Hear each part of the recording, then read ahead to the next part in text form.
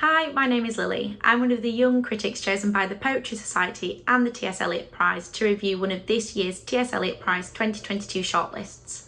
And I'm so lucky to be reviewing James Conor Patterson's Bandit Country. It's important to touch on the title just for a moment. So Bandit Country was a pejorative term coined by the Northern Ireland Secretary of State, Merlin Rees, in 1974. Terms like bandit country were used preemptively to try and justify later atrocities committed by the British establishment. It's not just a political anthology, it's actually really individual and reflects Patterson's own journey navigating and identifying his way as a young man. We don't have time to look at everything in detail, so I've picked out 3 poems that I want to do deep dives in to discuss what makes this anthology so fantastic. So we'll be looking at You, About Suffering and Postscript. One from the beginning of the anthology, one in the middle and one right at the end. You is the 3rd poem in the anthology and comes from the Irish name for Newry, which means the yew tree at the head of the strand. It almost reads like an Ozymandias type landscape. We've got this vast, desolate expanse, whereas Ozymandias is the traveller discovering the decaying remains of an empire that once was. You is Patterson's mythologised account of the founding of Newry. So we have a saint planting the yew bulb that grows to be Newry. There are a few lines that I want to look at. They happen to be the only words italicised in the poem, so take from that what you will, but they do stand out. The first words are what the saint says after he has planted the bulb. He doesn't just say the words, he invokes them, which really reinforces this mythological aspect to the story.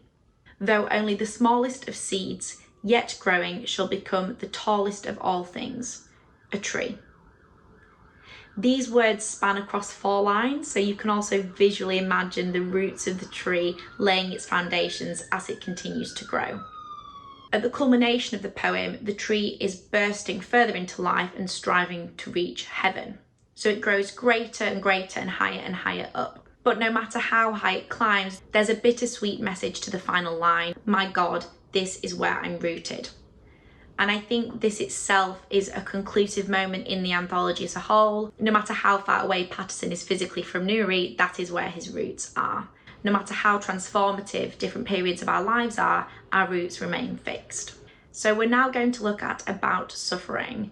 The poem itself is structured after W.H. Auden's Musée des Beaux-Arts. I like this idea that Patterson's poem is this response or a continuation of the conversation around Auden's Musée des Beaux-Arts. There's loads of lists in this poem and I'm going to pull out one in particular. The final line of the first stanza reads, burnt-out cars, wash pots, empty kegs, cinder blocks. I think the everyday objects are meant to read as ephemeral littering. They're cluttering the space of the poem. This reminds me of Yeats's poem The Circus Animal's Desertion, which was written near the end of his life, and he recounts in a list the physical items that have cluttered the poetry that he's written. So even though the landscape's changing, Patterson uses the verb scattered to describe kind of where everything ends up. The physical items themselves as individual entities remain somewhat fixed. As the final poem in the entire anthology, Postscript does something really interesting with poetic borders. The title reflects the fact that the poem doesn't really fit in with the main body of the collection, yet examining what lies beyond the border is still a valuable exercise. Yes, borders are divisive, but what Patterson does really effectively is he considers the opposite of that, and the fact that borders are not just divisive, but they can foster and cultivate communities that remain with you for your lifetime. There are 2 emotions named on the penultimate line of Postscript, terrified and elated. Why are they nestled so closely together? That got me thinking, what exists between these 2 extremes? How can they coexist? And what actually exists is everything.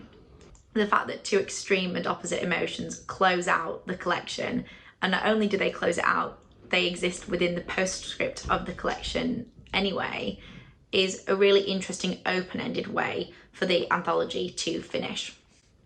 Patterson is attempting to define himself.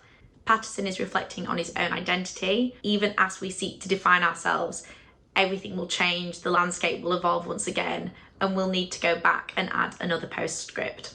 Thank you so much for watching. If you want to find out more about this book, the T.S. Eliot Prize, or the work that the Poetry Society does for young writers, please check out the link in the description.